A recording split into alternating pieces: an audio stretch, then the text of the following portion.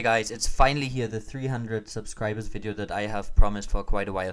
It is an epic interview with the one and only Crota, who agreed to play a few games against me while we talk about a few things, like his personal life and StarCraft, of course. Thank you, Crota, for this opportunity, and guys, I hope you enjoy this. Hi guys, this is Jojo from SC2News bringing you an exclusive interview with the one and only Crota. We're gonna play a game while we talk about a few things, and I'm not sure how well I can handle the multitasking, but I'll try my best. Alright, yo. Okay, maybe just tell us a little bit about your StarCraft profile. What league are you in? I'm a 3200 gold level player, so not very good. What about I'm 3100 diamond player on the American servers, so I don't know how I compare to the European servers. Maybe the European servers are harder, so... Yeah, I'm not sure, yeah, maybe.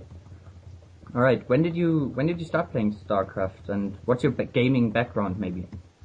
Alright, so I guess for the StarCraft or the gamer generation, I'm a little bit on the older side. I started playing StarCraft back in '99 and when I was in school. So I remember when my friends were saying, "Oh my gosh, I need to get the 486 DX, DX 4100 in order to be able to build a computer that can play StarCraft." I was like, "What's StarCraft?" Yeah. And from there, I found it in college, and I got hooked ever since. Yeah, cool. When did you realize that this game will be a big part of your life? I mean, I'm assuming it is. I think I realized it after I talked with my wife, and I asked my wife whether or not she would like the idea of me shoutcasting. Mm-hmm. And she actually said, yeah, it was going to be a really nice idea. And as soon as your wife tells you to go do some crazy idea about video games, I mean, you got to do it. So that was back in, I think, October or September of 2009. StarCraft wasn't out yet, so I just started shoutcasting Warcraft 3 as practice. Yeah. And luckily, I was part of the beta day one, so I've been doing it ever since. Cool, awesome. I played Terran in Brood War, and my favorite unit was the Vulture. I love to play lay spider mines all over the place and harass the mineral line with the fast Vulture. What is your favorite unit, or what unit do you miss most from Brood War? What unit do I miss most? I think I miss the Valkyrie. I know that it's not used very often, and it wasn't used until very, very late in the pro scene. But, wow, and I am completely screwing up my build orders while trying to talk to you. Same here.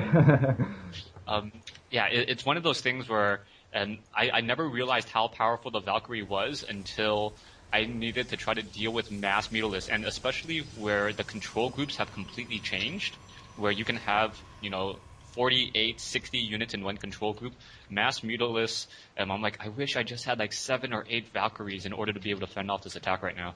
Yeah. Alrighty. How did you come up with the name Crota? Does it stand for something personal, or? Well, I came up with the name Crota because, my original name was Crovax, and it was actually taken from Magic the Gathering.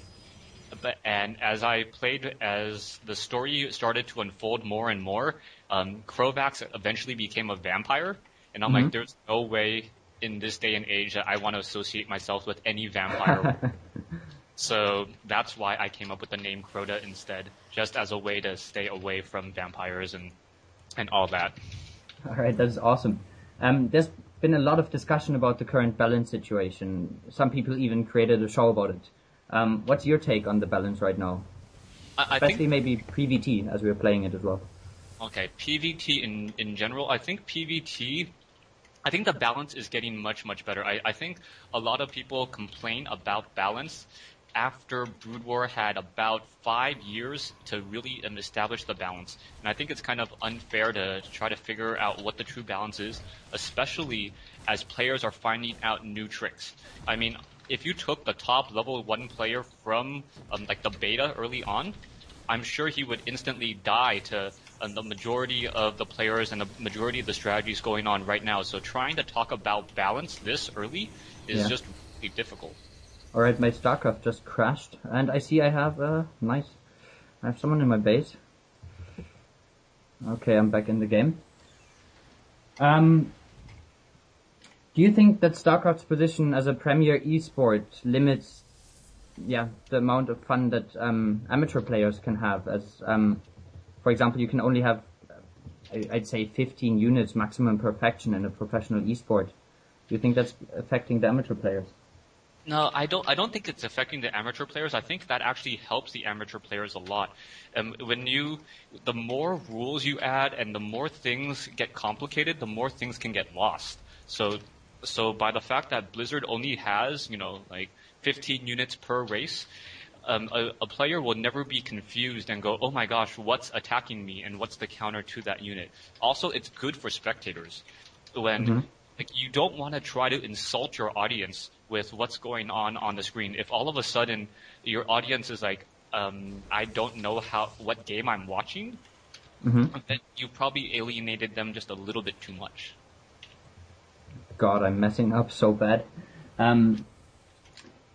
You're a very experienced player and commentator, and I think a lot of my subscribers would be interested in what you think is the most important thing to improve on as a mid or low-level player. As a mid or low-level player, keeping up with the production of SCVs and just workers in general is probably the number one thing where I see amateur players or low-level players just fall apart. A lot of the times they stop producing SCVs or they don't have decent probe saturation, and then they complain about, oh, it's so easy to mass up, X, Y, and Z units for this particular race. When you take a look at the numbers, they had an economy like double to triple in size for a very long time.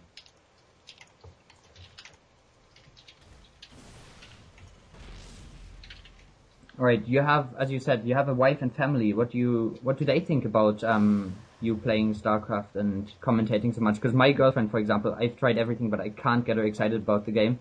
She doesn't even want to play it or anything. Well, luckily my daughter is only 9 months old, so she doesn't really have that much of an opinion yet. Yeah. I'm sure as she gets older, she'll want to spend more time with me, and I'll have to make the adjustments then. My wife actually enjoys the fact that I have a more creative outlet and I'm actually doing something productive with my time. If you did not know, I am partnered with Machinima, so do get a little bit of money in terms of my views, and it's really helping out, especially with how expensive daycare is right now. Yeah. All right. Talking about that, I really enjoyed the Stevie the SCV story. What inspired you to write that, and are you going to do more of that? Okay, well, if you did not know, Peppy the Probe story is already out. Okay. And the reason why I wanted to write, or the reason why I was writing it was, I was actually just really, really bored on a plane trip back from Hawaii. I was just on vacation. Yeah. And we were just like, oh, well, we need to entertain our daughter. So I was like, okay, why don't I write a StarCraft II story and see how it goes, and just make it a little bit more fun, because I am one of the older people in StarCraft, and writing children's stories is probably more acceptable for me than, say, for Husky or some of the other commentators out there, just because it would seem a little bit too forced. Yeah. What do you enjoy more, playing or casting? I think I enjoy playing more, but at the same time, I also get much more mad when I play. I take StarCraft very seriously, and I'm sure a lot of the listeners out there know what I mean when you just lose a game and you don't know why, and you just feel so defeated. You're like, oh my gosh, I can't believe I lost this game. And that's actually one of the reasons why my wife in particular requested that I find something to do that was gaming related, something that was gaming related, but at the same time still productive, and you never really have a bad shoutcast. So like sometimes I would try to relax for 30 minutes or an hour, and then I'd come off the game and I'd be like, oh my gosh, I'm more stressed because I did X, Y, and Z, and I didn't skip it, and it's just really, really hard on yourself.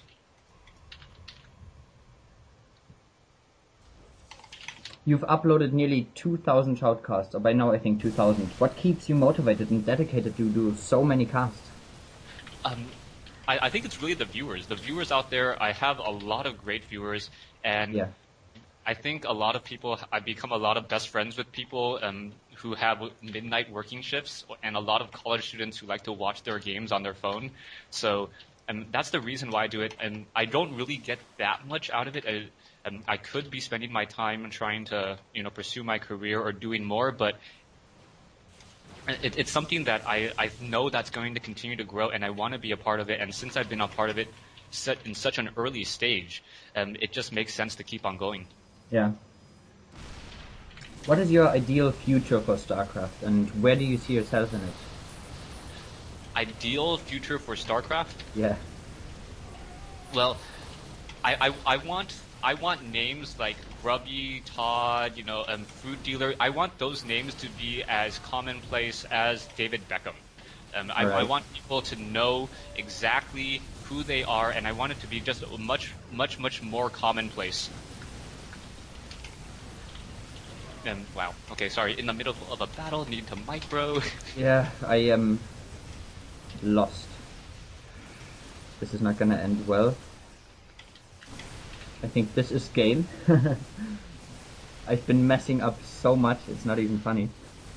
Yeah, I forgot to upgrade my orbital command at 15. I think I ended up upgrading it at 19 because I was talking. Yeah, I supply blocked myself I think 5 times, and yeah, this is game. Very well played.